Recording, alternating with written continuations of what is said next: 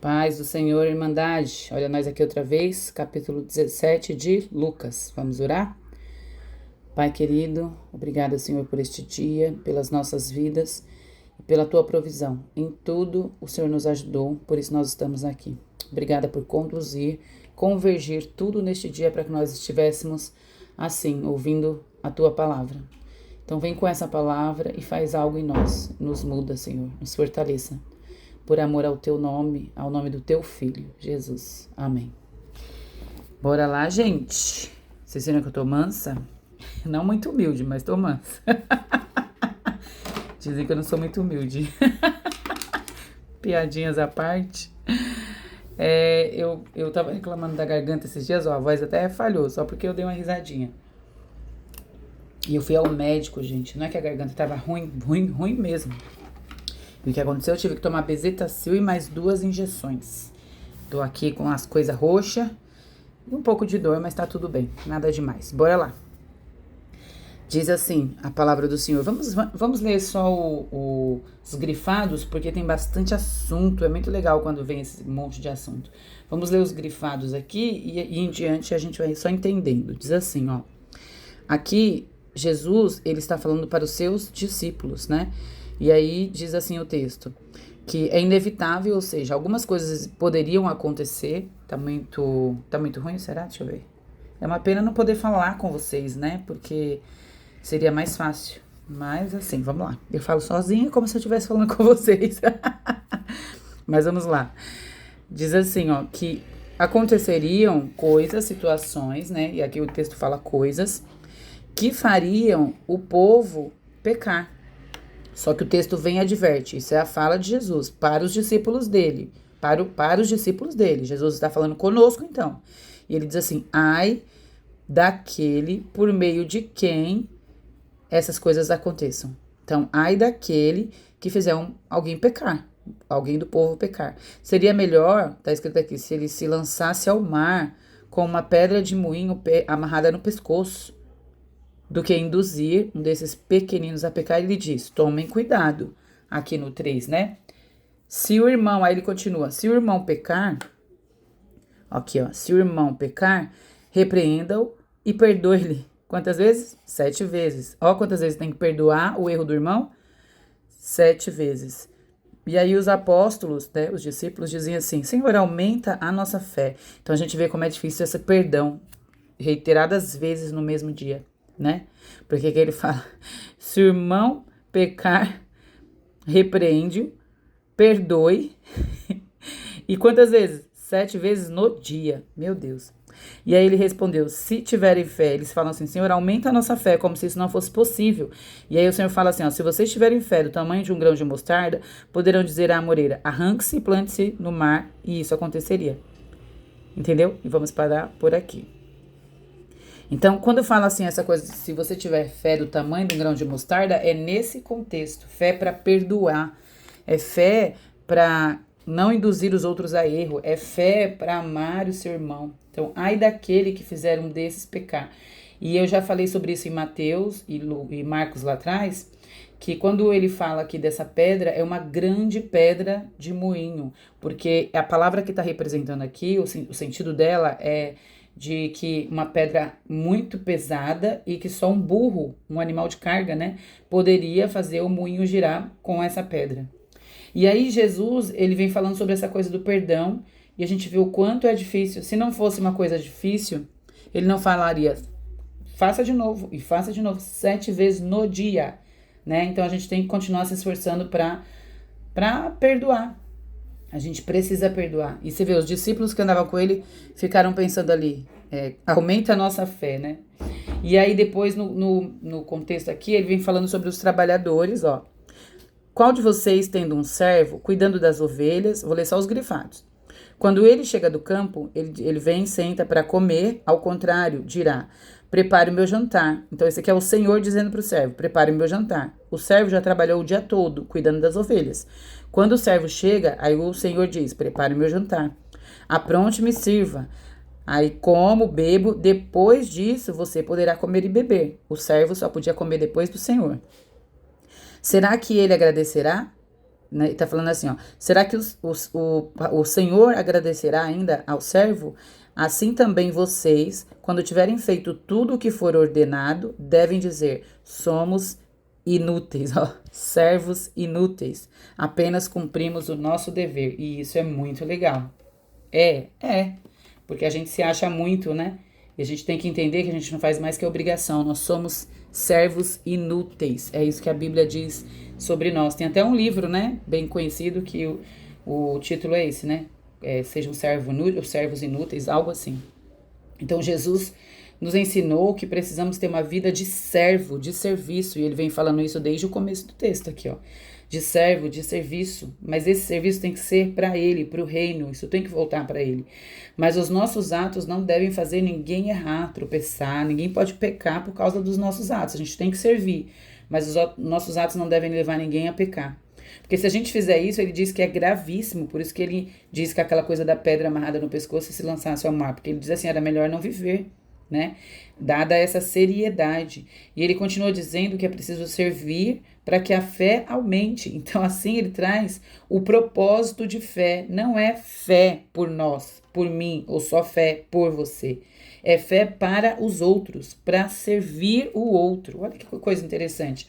Significa, gente, que a fé não tem um fim, uma finalidade própria em si mesma, não tem um fim em si mesma. E aí o texto continua aqui, tem uma história interessante. Aqui, ó, tá no finalzinho, dá pra ver, né? Ó, Jesus cura 10 leprosos. A caminho de Jerusalém, Jesus passou pela divisão entre Samaria e Galiléia. Ao entrar em um povoado, aí vem 10, tá vendo aqui? Ele estava entrando num povoado, e aí 10 leprosos, aí, ó, dirigiram-se a ele, né? Então ele estava passando e entrando no povoado, 10 leprosos dirigiram-se a ele. E eles ficaram a certa distância. Vocês lembram que eles tinham que ficar distante, né? E gritaram em alta voz, Jesus, mestre, tem piedade de nós. Ao vê-los, ele disse, vão mostrar-se aos sacerdotes. Aconteceu que, seguindo pelo caminho, foram purificados. Coisa linda, né? No caminho, eles foram curados.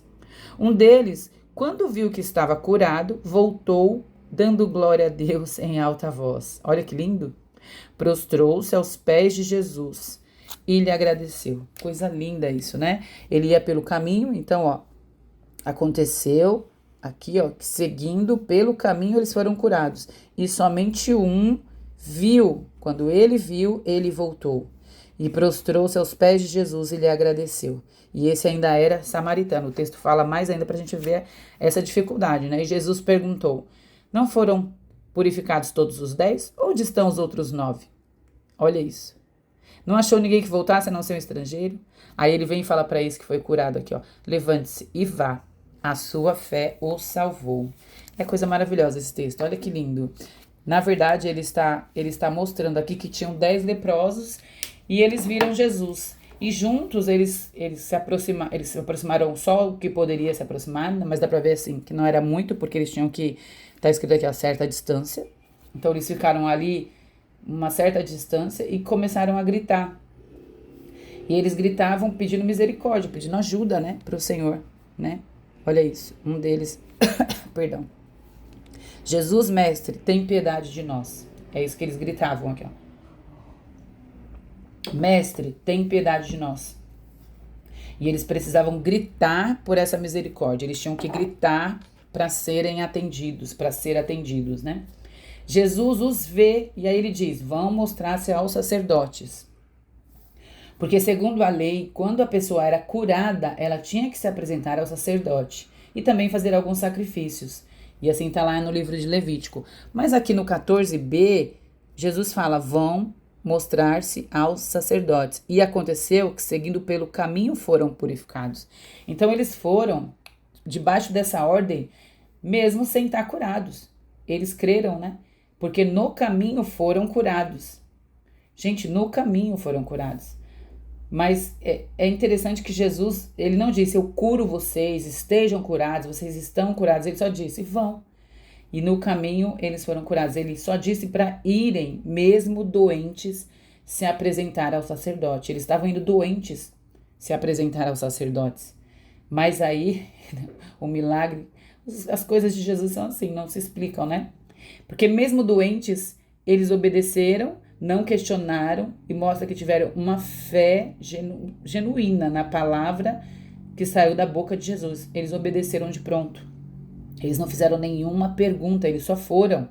É isso que está aqui no 14b. O Senhor Jesus fala, vão, e eles foram, viraram as costas e foram, mesmo doentes.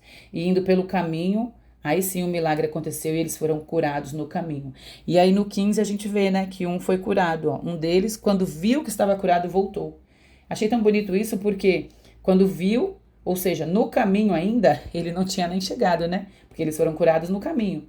Ele viu e voltou para quê, gente? Para dar glória a Deus.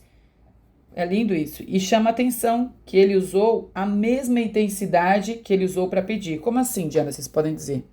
Que aquele gritou em alta voz, Jesus, tem piedade de nós. Ele era um desses. E aqui ele vem gritando, ó. Prostrou-se e agradeceu. Aqui, ó. Aqui, ó. Um deles, quando viu que estava curado, voltou dando glória a Deus em alta voz. Eu coloquei até uma setinha aqui, tá vendo, ó? E aí, quando foi para pedir, ele foi gritando em alta voz. E quando foi para louvar a Deus como forma de gratidão, gente, ele também gritava em alta voz. Chama atenção, né? Ele usou essa mesma intensidade. Era uma mesma força para louvar o Deus que tinha lhe dado o milagre. É a mesma força. Jesus diz, cadê os outros 9? Também não foram curados? Cadê? E aí ele diz, vai, a tua fé te curou. E eu me peguei pensando, quantos de nós achamos que é uma obrigação de Deus, como esses outros 9 aí, ó, achar que Deus tem que nos dar aquilo que a gente quer ou que a gente acha que precisa, né? E os milagres dele são dele, ele faz e dá para quem ele quiser. A vontade é dele, né? O entendimento é dele, é tudo sobre ele, tudo volta para ele. Não se trata de merecimento, não é sobre graça, aliás, não é sobre algo que possa ser pago, mas é sobre graça. Nós não podemos fazer nada. É sobre graça e misericórdia. E a gente não pode viver de qualquer jeito, nós temos que viver nessa mesma intensidade. Porque a gente já saiu de um lugar que só o milagre para mudar as nossas vidas. É por isso que a gente tem que viver nessa intensidade, sabe? Para adorar e louvar a Deus. A nossa vida exige louvor a Deus com tudo que há em nós. Este homem nos ensina isso. E aqui do versículo 20 ao 37, fala sobre o reino de Deus ter chegado. E é lindo, leiam. E as pessoas esperavam, como hoje, né? Elas esperavam que fosse acontecer alguma manifestação pela força, poder, um domínio do governo, algo assim. Ainda hoje tem gente esperando pelos políticos, né? E Jesus fala de um reino completamente diferente, né? O nosso Salvador já veio e ressuscitou e está nos preparando o lugar. Ele está no céu nos esperando. Ele está esperando pelo grande dia. E é diferente, né, do que a gente começa a ver hoje. As pessoas estão igual àquela época, esperando um reino, parecendo que o reino é aqui, quando o reino já começou e é no coração de cada um de nós e se completará na manifestação futura de Jesus, que a gente tanto espera. Aleluia. Louvado seja o nome do Senhor.